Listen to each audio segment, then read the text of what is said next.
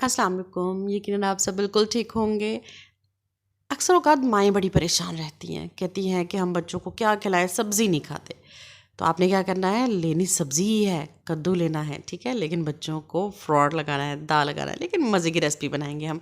इनको ग्रेट कर लेना है और मिडल पार्ट को ग्रेट नहीं करना, उसको आपने सेपरेट कर देना है। इसका अच्छा सा पानी स्क्वीज़ कर लें, जैसे आप मूलियों का स्क्वीज़ करती हैं पराठों के लिए।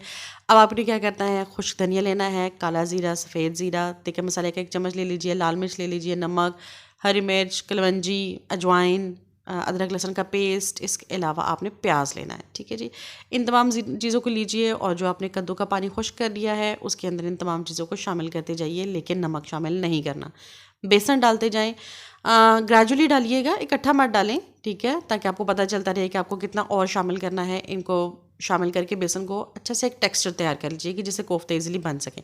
अगर आप फ्राई करने लगे हैं तो नमक ऐड करके कोफ्ते छोटे छोटे साइज़ के, लेमन साइज़ के बनाइए, ठीक है, और उनको फ्राई कर लीजिए।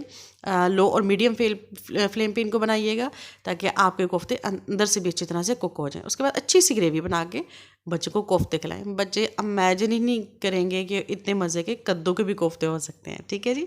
मेरे चैनल को सब्सक्राइब करें, लाइक करें, शेयर करें और कमेंट करके ज़रूर बताइएगा कि आपको ये रेसिपी कैसी लगी। अल्लाह हाफ़िज़।